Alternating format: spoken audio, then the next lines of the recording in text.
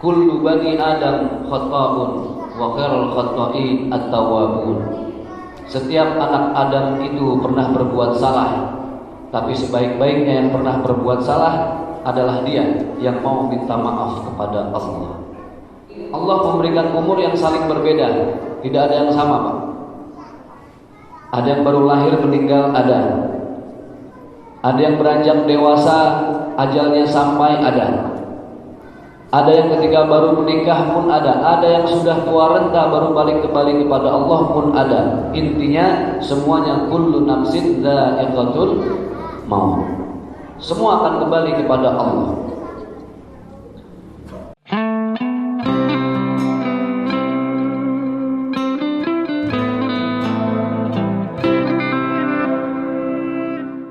Maka baginda Rasulullah SAW beliau bersabda, surga itu ada di bawah telapak kaki siapa? Ibu. Al-jannatu tahta aqdamil ummah. 9 bulan kita dibawa kemana-mana, berat wahnan ala wahnin, kita ditenteng. Itulah perjuangan seorang ibu. Maka jangan main-main kita dengan perjuangan seorang ibu, karena bagaimanapun ibu adalah alam yang kedua bagi setiap kita. Melalui proses persalinan 9 bulan kita dikandung, taruhannya adalah hidup dan mati. Ibu kita kalau tidak hidup, dia mati. Kalau tidak mati, dia hidup, alhamdulillah. Maka lahirlah kita, dan dilahirkan kita ke alam yang ketiga, alam yang kita hidup sekarang di atasnya, yang disebut dengan alam dunia. Ini baru alam yang ketiga. Di alam yang ketiga ini Allah memberikan umur yang saling berbeda, tidak ada yang sama, Pak. Ada yang baru lahir meninggal, ada yang beranjak dewasa ajalnya sampai, ada yang ketika baru menikah pun ada yang sudah tua renta baru balik kembali kepada Allah pun ada. Intinya semuanya kullu nafsin dha'iqatul maut. Semua akan kembali kepada Allah.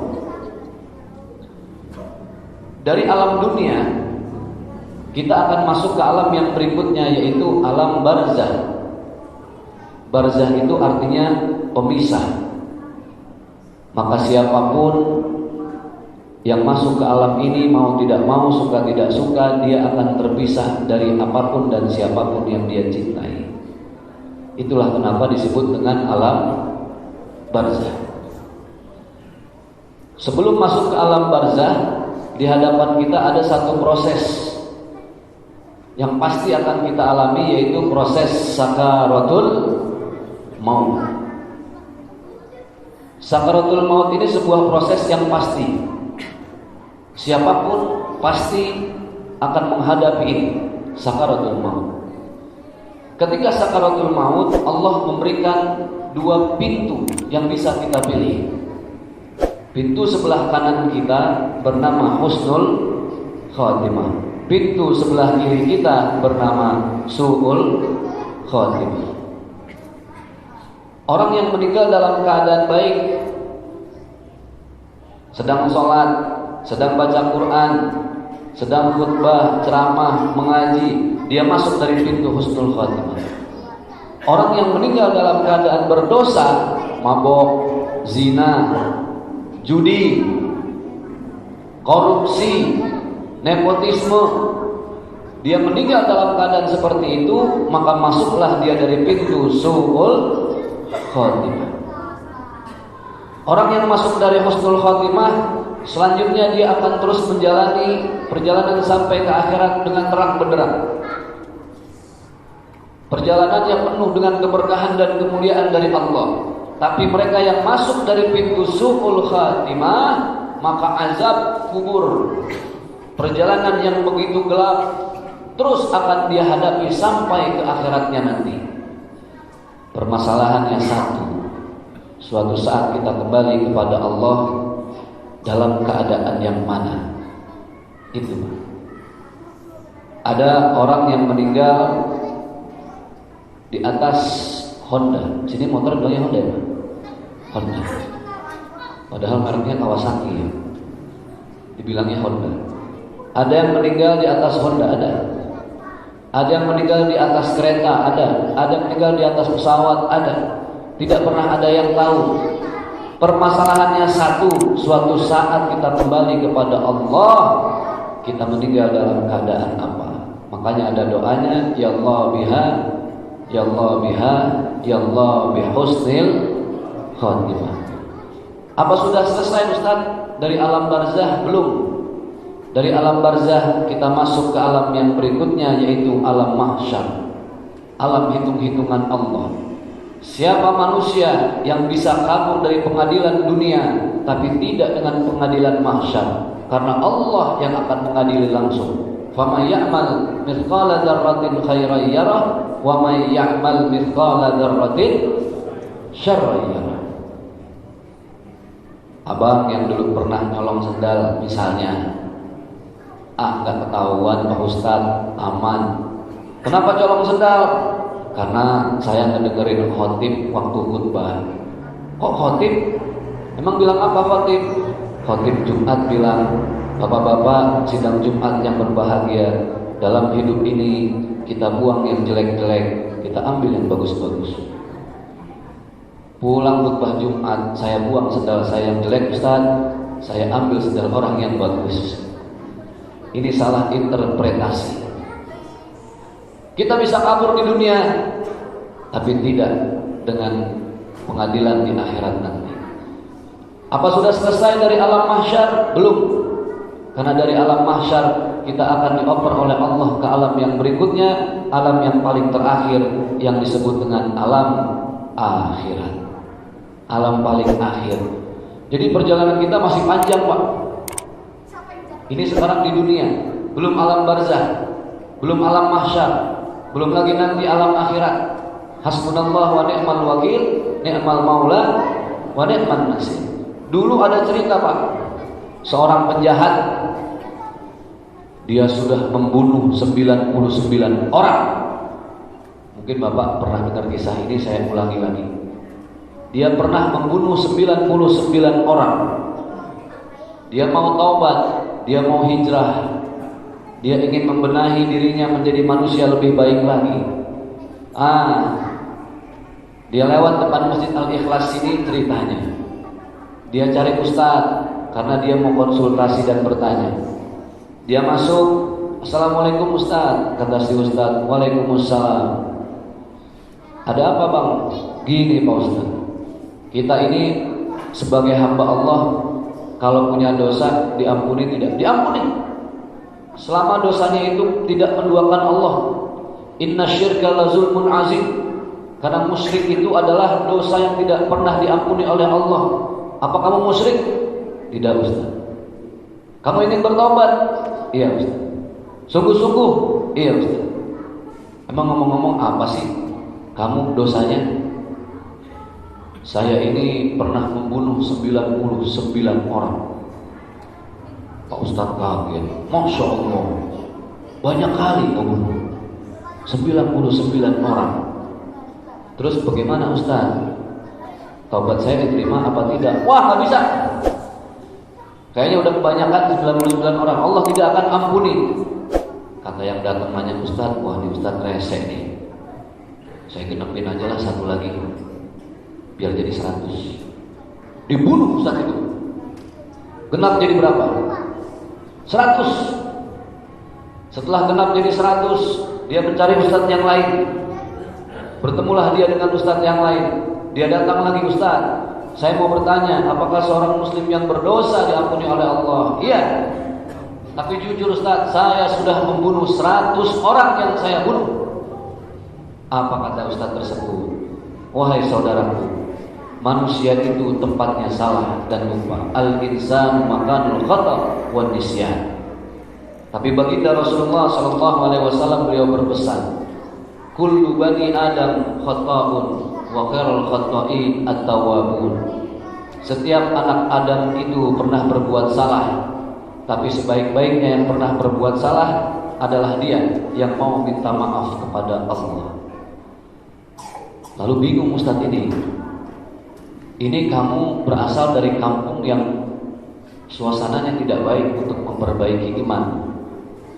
Kamu hijrah saja ke kampung sebelah yang semua masyarakatnya adalah masyarakat penuh kebaikan. Siap Ustaz. Dia berangkat ke kampung yang lebih baik, dia tinggalkan kampung awalnya. Tiba-tiba di jalan dia meninggal dunia. Selesai. Ini malaikat rahmat sama malaikat azab berebut. Kata malaikat azab, wah ini mangsa saya, biar saya yang cabut, saya yang betot aja, karena sudah membunuh 100 orang. Kata malaikat rahmat, jangan, ini tugas saya, karena dia sudah bertobat. Oh, ini malaikat Pak, debat. Lalu Allah memanggil malaikat Jibril. Jibril, di tengahi kedua malaikat itu yang sedang berdebat. Apa kata Jibril? Wahai malaikat azab, wahai malaikat rahmat, hitung ke tempat yang mana lebih dekat langkah orang tersebut. Apakah lebih dekat dari dia berasal yang penuh dengan maksiat, atau dia lebih dekat ke tempat dia ingin bertobat? Ketika dihitung, langkahnya beda 1 langkah, lebih dekat dengan kampung yang lebih baik. Maka saat itu Allah mengampuni semua dosa-dosanya. Subhanallah. Maka kita yang sering berbuat salah dan dosa, jangan pernah putus asa dari ampunan Allah Subhanahu wa taala. Karena Allah Maha mengampuni, innallaha ghafurur rahim. Hadirin Bapak Ibu yang berbahagia yang dimuliakan oleh Allah Subhanahu wa taala, bulan Ramadan adalah bulan di mana Allah selalu ingin kita dekat dengan Allah. Kenapa saya cerita masalah dosa, masalah salah, masalah kita yang selalu nyinyir orang lain, kita yang selalu menilai orang lain dari sebelah mata saja? Karena memang bulan Ramadan ini adalah bulan di mana Allah akan mencuci semua dosa manusia yang minta ampun. Jangankan dia mengucapkan lewat lisan, baru berniat saja di bulan Ramadan, Allah sudah ampuni segala dosa-dosanya. Oh kalau gitu Ustaz, niat aja ya, gak usah beristighfar. Harus dengan istighfar. Bapak niat makan, tapi gak ngambil piring sama nasi, sampai gak kira-kira? Gak kenyang. Jadi kalau sudah niat makan, ambil piringnya, ambil nasi, makan.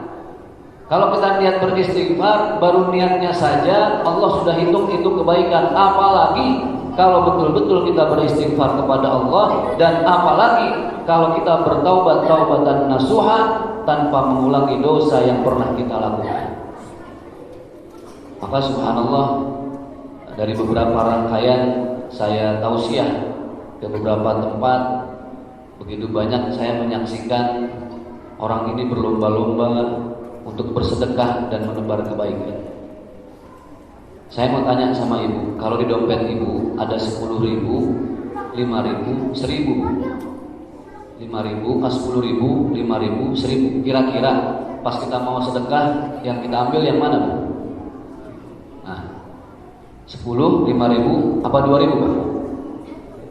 2.000. 2.000-nya 3 lembar. Yang baru, yang lecek, sama yang lecek banget. Yang mana kita ambil? Yang paling lecek. Kita ini kalau urusan minta sama Allah, mintanya yang paling gede. Tapi kalau urusan ngebahagiain orang lain, mintanya yang paling kecil. Itulah kita. Padahal di bulan Ramadan ini kita diajarkan oleh Allah untuk membahagiakan orang lain dengan sedekah kita. Kita biasa bayar parkir di Indomaret berapa, Pak? Kalau Honda sama Auto berapa bayarnya?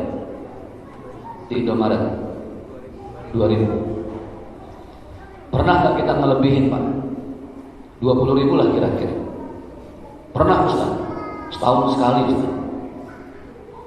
Kalau kita melebihkan, biasa ngasih 2.000, kita kasih 20.000, sisanya 18.000. Betul gak, Pak? Yang 18.000 itu mungkin uang menurut kita itu uang yang kecil, tidak seberapa. Tapi menurut tukang parkir 18.000 itu adalah sesuatu yang berharga. Karena saking berharga, ketika kita berikan 18.000 kembalian dari 20.000, hatinya bahagia. Dan orang yang paling gampang berdoa adalah orang yang hatinya dibahagiakan. Tiba-tiba dia berdoa, ya Allah terima kasih Pak, saya biasa terima 2.000, ini 20, ada lebihan 18.000. Kebetulan saya mau nambahin beli obat generik buat istri saya. Istri saya sudah sakit 1 bulan belum sembuh-sembuh. Dan ternyata tukang parkir itu tahajudnya lebih rajin dari kita, sedekahnya lebih ikhlas dari kita, puasa sunnahnya tidak pernah putus, infak walaupun dia hanya tukang parkir tapi dia berusaha membantu siapapun seadanya. Dan ternyata dia adalah salah satu hamba pilihan Allah yang doanya diterima oleh Allah. 18.000 diterima sama orang itu, dia berdoa, mudah-mudahan Bapak diselamatkan, disehatkan, dimudahkan urusannya, kemudian dibimbing oleh Allah sampai ke surganya nanti. Subhanallah. Ternyata doanya diijabah oleh Allah Subhanahu wa taala. Tiba-tiba Bapak pulang naik oto, di lampu merah itu ada beberapa kecelakaan, Pak. Bapak berhenti di lampu merah, ada oto yang remnya belum. Itu semua Honda yang ada di hadapannya selesai. Banyak yang ketabrak, tapi nggak tahu kenapa Honda Bapak ini selamat. Bisa jadi yang membuat selamat Honda kita itu adalah uang yang 18.000 tadi yang kita kasih ke tukang parkir. Karena dia berdoa, dari sekian banyak doanya, apa doanya? Mudah-mudahan Allah selamatkan Bapak. 18.000 uang yang kecil, tetapi subhanallah, dengan 18.000 itu Allah selamatkan kita dari kecelakaan dan musibah. Nah, justru itu di kesempatan yang mulia ini, Bapak Ibu yang berbahagia, kami beserta kawan-kawan dari La Tahzan ingin mengajak Bapak Ibu untuk sama-sama kita menyisihkan sebagian harta yang dititipkan oleh Allah untuk kita berikan kepada dai dan daiyah, para pendakwah yang mereka masuk ke pelosok-pelosok, ke pedalaman-pedalaman. Kemudian juga mereka ada beberapa yang berdakwah sampai ke negara Palestina. Nah, sahabat-sahabat dari La Tahzan ini ingin membantu mereka semua untuk memudahkan proses dakwah mereka di negeri orang.